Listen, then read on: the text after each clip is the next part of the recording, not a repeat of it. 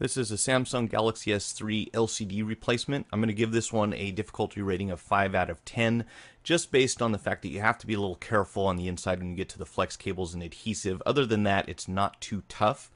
So what we're going to do here is also going to be a color conversion. This is a broken LCD. It might be a little hard to see, but there's definitely a crack running through it. And I don't recommend trying to replace just the glass. That never ends up working very well.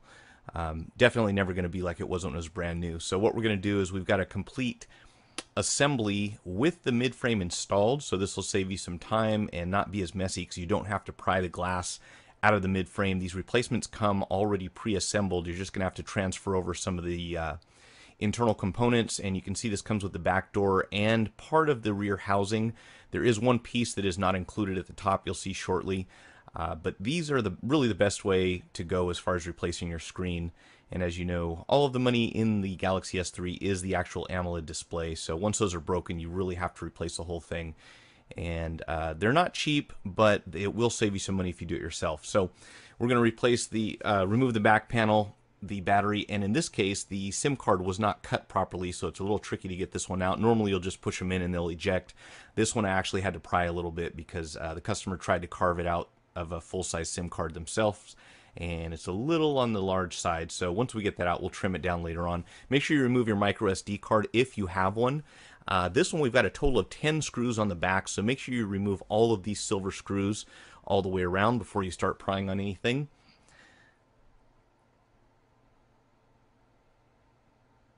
And once you take these out, you're going to pry a little bit down on the bottom. You can even kind of start from the side. There's a soft spot where you can grip the panel.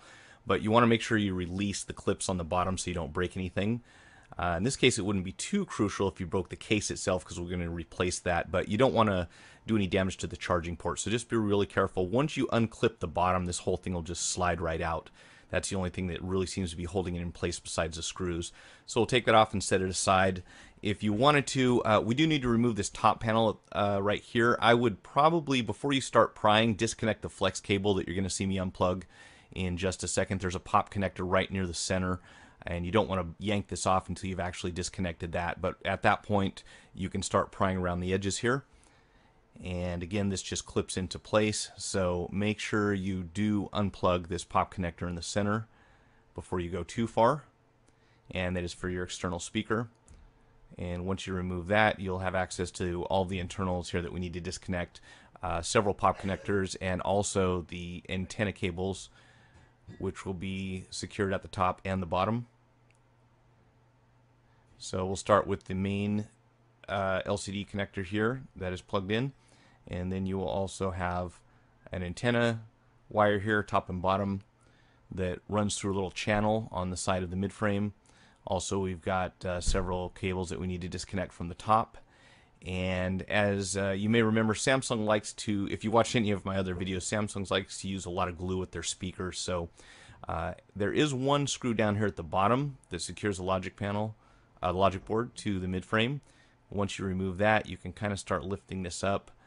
Make sure you disconnect the antenna wire here.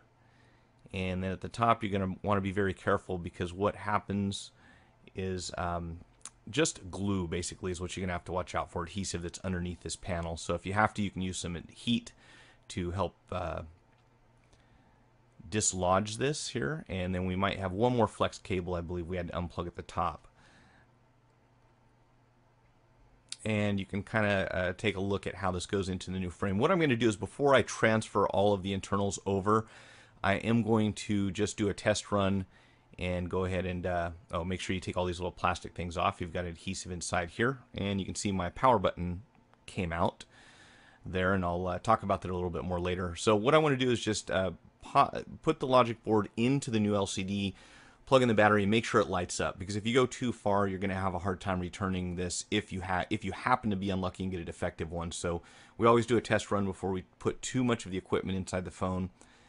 And I'm going to go ahead and put this screw, after I magnetize, put the screw down here into the bottom, so we make sure everything's grounded properly. Plug in the LCD, And then we'll go ahead and stick the battery inside. And as you can see, I actually have a power button now. What happened earlier is I had a heck of a time getting that power button to go in.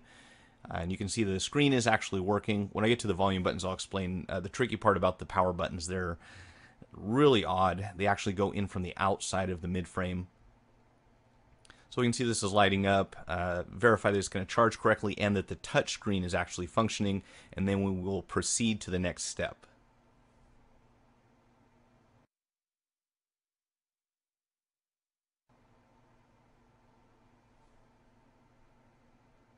Now this phone has a lock pattern on it, so I can't fully test the touchscreen, but we're going to assume that everything's working properly. Go ahead and power it down, and from here we will disconnect the battery, disconnect the charger, and go ahead and remove the logic board because there are a few components that have to go underneath.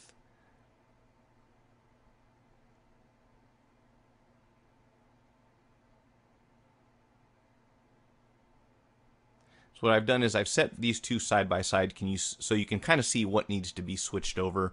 You've got a speaker down here at the bottom, your antenna wire, part of the antenna assembly, the front-facing camera, and there's a little bracket, little metal piece that comes out here that has a screw holding it into place. So I find the easiest thing to do is just remove this stuff and transfer it over as soon as possible. That way you don't risk making any mistakes. You might need to use some heat up here to get this cable. There's a flex cable that runs along the top that's pretty sensitive, so you want to be really careful with this stuff when you're working against the adhesive that they put underneath it.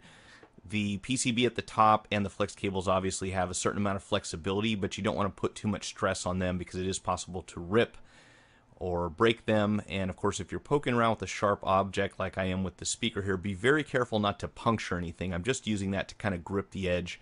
Same with this pry tool here. We just want to get underneath the parts that we're prying, but not put too much pressure onto any part of them.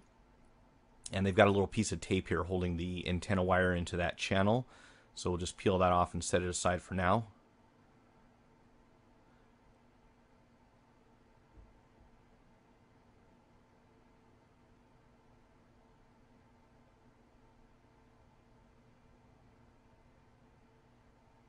Up here at the top, we've got a little rubber gasket that comes out.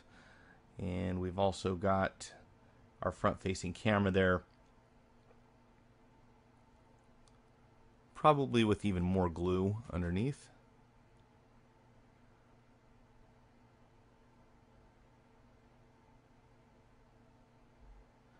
Okay, so we will need that little rubber gasket. What that does is it routes the sound into the upper microphone so that when you're using your speakerphone, people can hear you talking. So make sure you don't misplace that. That is definitely a requirement. Once you remove that, you can get under this little metal bracket after we've removed the screw from it, and that comes out also. From here you can remove your front-facing camera.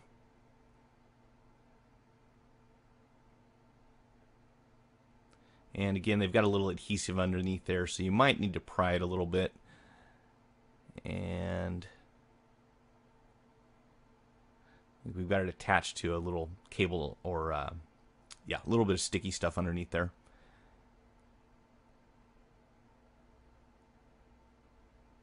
And then, of course, once we've got the speaker released, we've got this little piece at the top that's got to come out. You can see the flex cable here, and I start to peel this off, but I'm going to go ahead and remove the antenna wire assembly before I go any further, because we've actually got to take the volume buttons off to finish that step. So here, be really careful. Again, you'll have a certain amount of flexibility, but you don't want to let your hand slip and end up doing any damage to this upper area. And again, we've got adhesive underneath here, so if you have to, you can hit it with the heat gun first, and then you're going to need to have something that can kind of get under there. I've got a pre-dulled razor blade with a nice sharp corner to it, so it makes it a little easier to get into tight spots. It's a little tough to do that with most pry tools. So just very carefully get underneath here, just enough to get it started. And then from there, I switched over to an ice pick, which gives you a little bit of kind of a probe effect, so you can kind of get underneath there. But again, be very careful when you're poking around inside here. Doesn't take much force. It's just the direction that you get underneath it at. And so we'll go ahead and pull that out. There's a little bit of adhesive tape underneath here. We'll try to keep that, as much of that as we can, so that when we put it in the new frame, it'll set down properly. And if that's bent at all, you can kind of straighten it out a little bit. Go ahead and set that inside.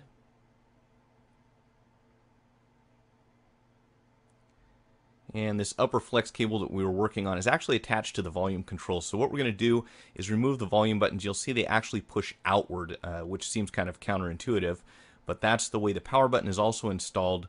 And once you remove the buttons, you'll be able to get underneath this cable and remove the entire assembly. And you'll see momentarily here that I actually have to remove the buttons from the new housing because you can't get these into the right position unless you do. And just a note here, when you're working with the power button, you'll see that it's very difficult to get it lined up properly. And the key to installing the power button properly is to make sure that you pull the two plastic tabs from the outside all the way inside of the center, all the way inside of the midframe, because if you don't, your power button will never sit straight. I had to fool around with that for a little while before I finally figured it out. So I've edited that part out of the video, but hopefully you'll see what I'm talking about. I may make an additional video later on to kind of demonstrate that. So you'll see here I'm putting the flex cable back in with the button already installed, and it just doesn't seat properly. So I did have to go ahead and remove this volume button and ended up putting the wrong volume button in. This is one of the things that happens when you've got a lot of parts sitting on your desk. So I did switch that over after I finished, which you'll also see. So plenty of demonstration here as far as removing and reinstalling the volume control button. So once this comes out, you'll have a much easier time getting the volume control situated properly. And of course, once you get the button back in, you want to make sure that both of those are functioning. So if you press the up and down volume, you'll be able to tell that they're clicking on the inside, and that's what we would need to make sure of before we put anything else together.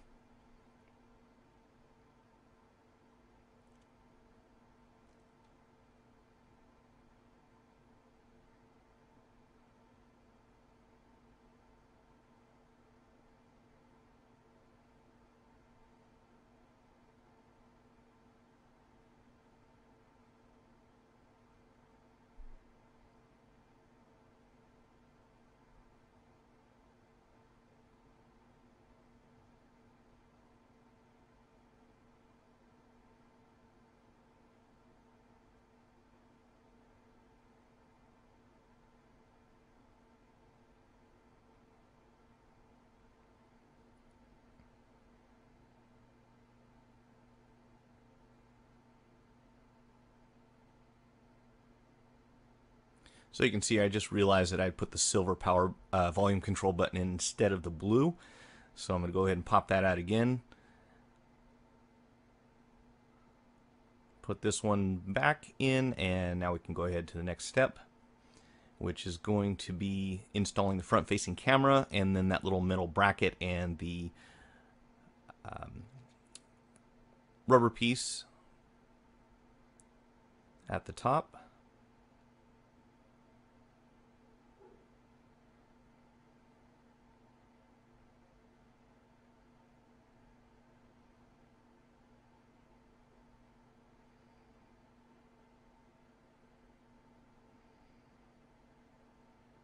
Make sure everything's lining up properly there. They have some guidelines you can kind of follow. There's a little hole at the top that shows you where that flex cable goes. Now we're going to have to remove the bottom speaker here, and I will show the removal. Unfortunately, I went off camera when I was reinstalling it, but there's not much to this. You just want to heat it up. Make sure you pry that away without doing any damage to the PCB or to the speaker itself, and then just transfer that over to the new midframe immediately. On this one, I didn't manage to get all of the adhesive out with the speaker, so I did cut an extra piece and put it underneath there just to hold it into place when I put it into the new frame. And again, you have a certain amount of flexibility with this board, but be very careful. You don't want to do any damage to that. And once again, as usual, they just go crazy with the adhesive under here, so it might take a little effort and a little patience to get this off.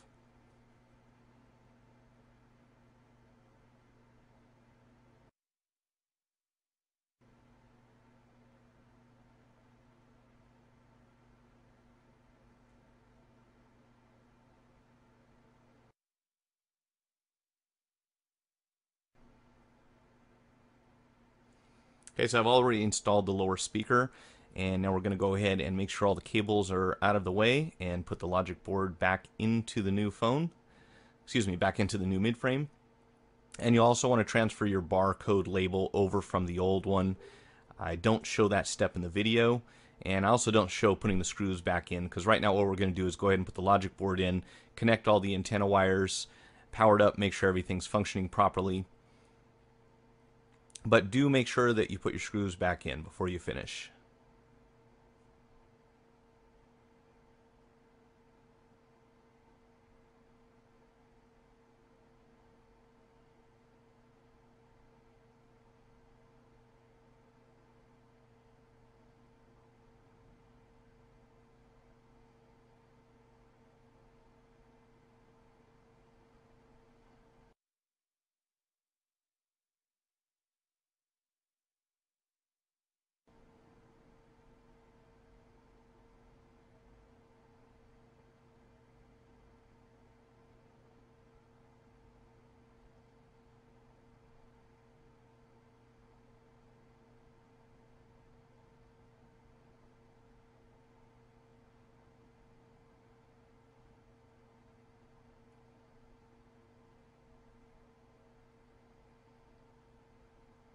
And before, you can see that the one thing that they don't replace, this little white piece at the top, won't make a big difference from the outside of the phone. You're not really going to see it other than the headset jack area. But it didn't end up looking bad at all, and the customer was very happy about the color conversion. Don't forget you got one screw that goes down here into the logic board. Make sure we install that. And if you plug the top flex into the back, go ahead and put the bottom panel on. This should snap into place. Everything should set flush. And we'll go ahead and put the SIM card in, pop in the battery, put the rear panel on, make sure everything's lining up properly. Do inspect the perimeter of the phone, make sure everything's snapped into place properly. And then you can add your screws in, power it up, and you should be good to go. I hope you guys found this useful. Please hit the like button if you found this helpful. Feel free to share this with your friends and subscribe to my channel. Good luck with your repair, and thanks for watching.